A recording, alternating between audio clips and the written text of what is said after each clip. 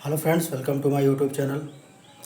तो आईपीएल 2026 का फाइनल कल ख़त्म हो गया। RCB versus GT, Royal Challengers Bengaluru versus Gujarat Titans. Okay, तो मैच के ठीक पहले मैं एक वीडियो बनाया था प्रीव्यू मैच का। अगर आप लोगों ने वो वीडियो देखा होगा, सुना होगा, तो जो भी बातें मैं बोला था मैक्सिमम उसी तरह से हुआ।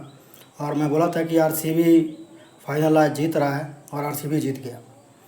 लेकिन कुछ अगर पॉइंट्स देखा जाए, ख़ास करके गुजरात के तरफ से, तो इससे पहले वाला मैच ये आरसीबी के अगेंस्ट टॉस जीते थे, बॉलिंग लिए थे और हारे थे।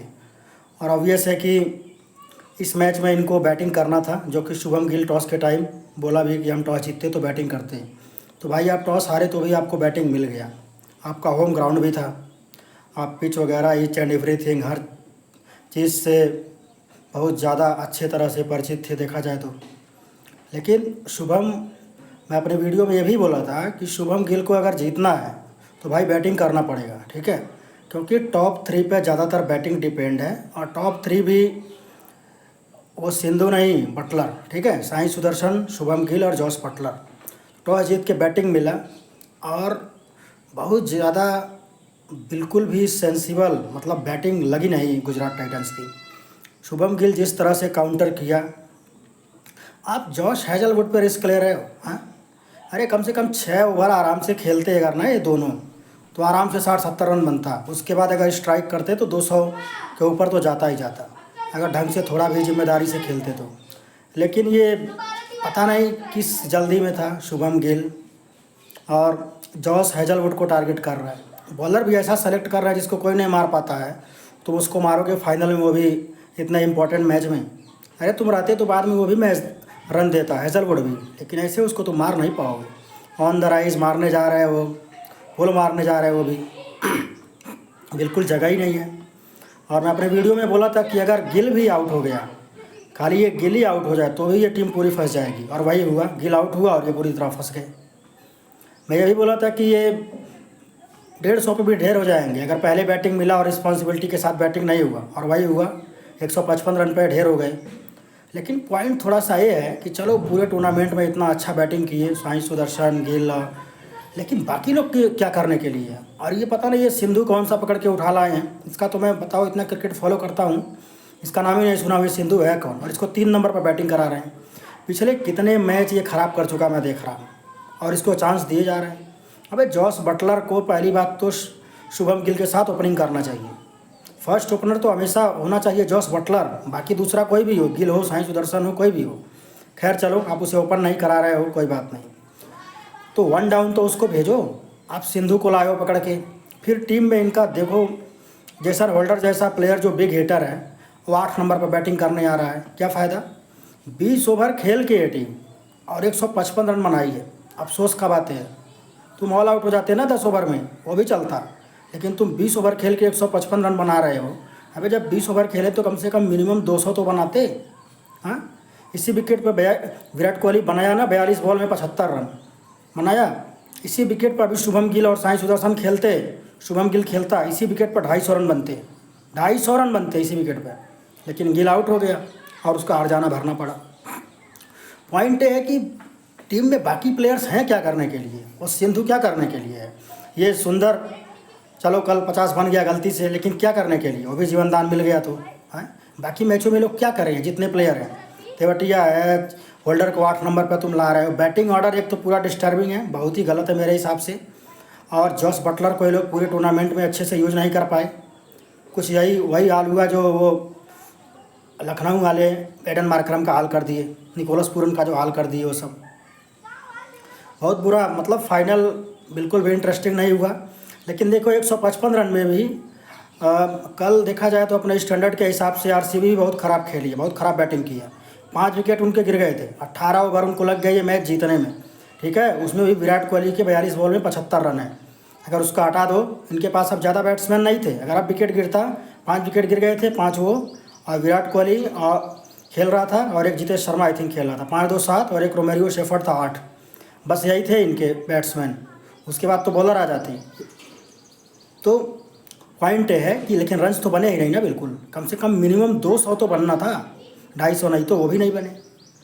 और जिसका सबका स्ट्राइक रेट आप उठा के देखो, किसी का 100, 110, किसी का 90, किसी का 80, ऐसे थोड़ी होता है मैच। अभी फाइनल जैसा मैच पूरा एकदम मतलब कलर डाउन हो गया फाइनल का मेरे हिसाब से। खैर कोई बात नहीं, जो टीम अच्छा खेलेगी जीतेगी।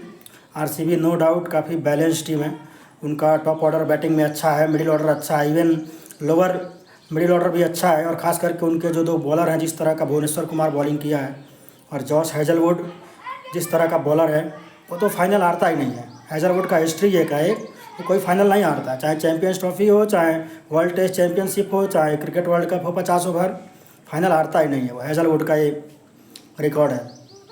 इनका जिस तरह से मैच हुआ, और एक तरह से देखा जाए तो एक तरफा गुजरात हार गई। और पता है जो टीमें 1-2 बैट्समैनों पर चलती हैं ना, 2-3 पे, उनका यही हाल होता है बड़े टूर्नामेंटों में। कल देखो फाइनल का प्रेशर था, गिल आउट हो गया, साई सुदर्शन भी फिर निकल लिए। साई सुदर्शन को बॉल मारने की क्या ज़रूरत है? सर के ऊपर बॉल है, आउटसाइड ऑफ स्टंप, कहाँ मार रहे हो तुम? अपने खोपड़ी में मारोगे, 90 डिग्री पे आसमान में छक्का जाएगा क्या? फुलिश शॉट, एकदम फुलिश शॉट। और शुभम गिल भी बहुत गलती किया। हेजलवुड को आप नहीं टारगेट कर सकते, बाकी किसी को करो, हेजलवुड को नहीं कर सकते। ये तो मतलब कुल्हाड़ी पे जाके अपना पैर मारने वाली बात हुई। ठीक है, बहुत ही ख़राब बैटिंग हुआ मेरे हिसाब से गुजरात की तरफ से।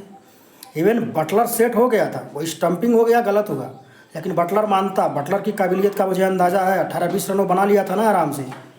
वो रहता तो ये पक्का 200 रन तक पहुंचा देता, लेकिन आउट हो गया। खैर चलो कोई बात नहीं, वो पहले आगे बढ़ गया। वो कुणाल पांड्या थोड़ा चालाक बॉलर है, वो आउटसाइड ऑफ स्टंप वाइड करके स्टंपिंग करा दिया। लेकिन बटलर की काबिलियत का मुझे अंदाज़ा है, और बटलर ओपनर है भाई, कितने सेंचुरी बना रखा है, कितने मैच जिता रखा है।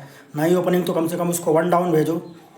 हालांकि मुझे पता है साई सुदर्शन को बीच में भेजने से कोई फ़ायदा नहीं है, ओपन ही कर पाएगा। उसका जो टेक्निक वगैरह है काफ़ी अच्छा है, बट वो पावर प्ले के बाद बैटिंग उसका बहुत इफेक्टिव नहीं रहेगा। पावर प्ले का वो फ़ायदा उठाता है थोड़ा, उसमें उसके रन्स बन जाते हैं, अच्छा स्टार्ट मिल जाता है तो अच्छी बैटिंग कर लेता है। बटलर को ये लोग एडजस्ट करने को कह रहेंगे, लेकिन मैं नहीं समझ पाता हूँ, जो तुम्हारा सबसे टॉप प्लेयर है, सबसे खतरनाक बैट्समैन है, उसको तुम एडजस्ट क्यों करवाते हो? उसको वो डाउन दो ना, जिस पर वो गेम बदल सकता है। कम से कम अब 14 मैच में 4-5 मैच तो बदल देगा वो अकेले, अपने दम पर जिताएगा। तो पता नहीं क्या बैटिंग ऑर्डर ये सब डिसाइड करते हैं। वो सिंधु आ गया तो कोई मतलब सब अजीबोगरीब।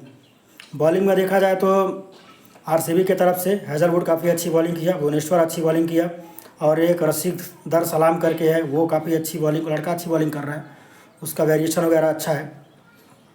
और कुणाल पांड्या भी ठीक बॉलिंग किया था, और उनके तरफ से भी बॉलिंग तो उनके तरफ से भी ठीक हुई तो देखा जाए तो। रबाड़ा वगैरह और बाकी भी ठीक बॉलिंग किए थे, लेकिन फ़ायदा क्या? अब सोचो 18 ओवर अगर इनको जीतने में लग गए, अगर ये 200 रन होता तो मैच इंटरेस्टिंग होता ना। लेकिन क्या बोले, मतलब फाइनल जैसा मैं थोड़ा एक्सपेक्ट किया था उसी तरह का हो गया, बिल्कुल वन साइडेड।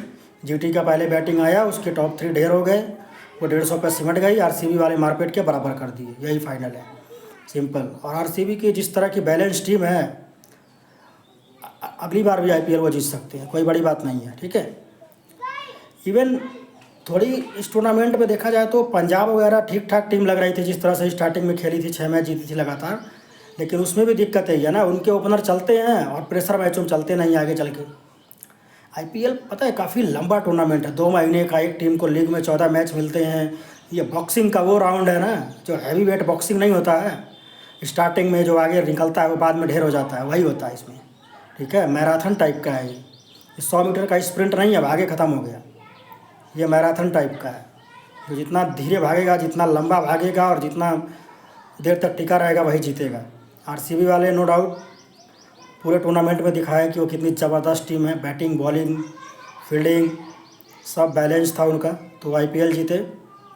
और एक चीज़ और पॉइंट वाली बात, देखो Virat Kohli no doubt champion player है, उसको कुछ प्रूफ करने का ज़रूरत नहीं है। लेकिन आईपीएल जीतने का, दोनों ट्रॉफी इस साल और पिछले साल, सबसे ज़्यादा श्रेय अगर किसी को जाता है तो वो जाता है कैप्टन रजत पाटीदार को। ठीक है, जिस तरह से वो मिडिल ऑर्डर में बैटिंग किया है, कई बार अपनी टीम को संकट से निकाला है, और जिस तरह से वो कप्तानी भी किया है। अब देखो, अगर विराट कोहली में दम होता आईपीएल जिताने का, तब तो पिछले 17 साल में तो विराट कोहली नहीं जिता पाया। 18वें साल में जीता कब? जब कैप्टन रजत पाटीदार बना और इतना ज़बरदस्त परफॉर्मेंस किया। और इस बार भी जीते कब हैं? जब कैप्टन रजत पाटीदार है और इतना ज़बरदस्त परफॉर्मेंस किया है। तो मेरे हिसाब से विराट कोहली से बहुत ज़्यादा क्रेडिट जाएगा Rajat Patidar, the captain the batsman, दोनों को। Okay, Kohli no doubt champion player है, मेरा भी फेवरेट प्लेयर है, सब लोग उसको जानते मानते हैं, ठीक है, लेकिन रजत पाटीदार पहले नंबर पे आईपीएल जीतने का अगर क्रेडिट जाएगा तो। बाकी बहुत से लोग हैं और नो डाउट उसमें कोहली भी है। और आईपीएल के जो ट्रॉफी जीतने वाले ग्रेट कैप्टन्स का बात होगा तो उनमें अब रजत पाटीदार भी शामिल हो रहा है। कम से कम 2 बार तो बैक टू बैक वो टाइटल भी डिफेंड कर लिया इस बार, तो काफ़ी बड़ी बात है। और शुभम गिल भी काफ़ी अच्छी कैप्टनसी किया है। आईपीएल के कुछ ग्रेट कैप्टन्स अगर देखा जाए, अच्छे कैप्टन्स, तो रजत पाटीदार पहले नंबर पे। दूसरे नंबर पे मैं श्रेयस अय्यर को रखूँगा, जिस तरह से अपने दम पे वो मैचेस जिताया है बहुत सारे। शुभम गिल तीसरे नंबर पर रहेगा। और बाकी देखो, चौथी टीम जो राजस्थान थी उसका कैप्टन तो बहुत ही बेकार था। और बाकी टीमों के कैप्टन्स भी कुछ खास नहीं, 1-2 एवरेज रहेंगे, ऋतुराज गायकवाड़ वगैरह। और बाकी 3-4 तो इतने बुरे हैं, पंत वगैरह, तो खैर उनको तो नेगेटिव में भी नंबर मिल जाए तो बड़ी बात है। हार्दिक पांड्या हो गया, ऐसा बकवास एकदम प्लेयर हैं और कैप्टन, जिस तरह का परफॉर्मेंस दिए हैं। अक्षर पटेल हो गया, सेल्फिश प्लेयर 1 नंबर का। तो इन सबको कुछ खास कहने का है नहीं। और आरसीबी जीती है टाइटल दोबारा।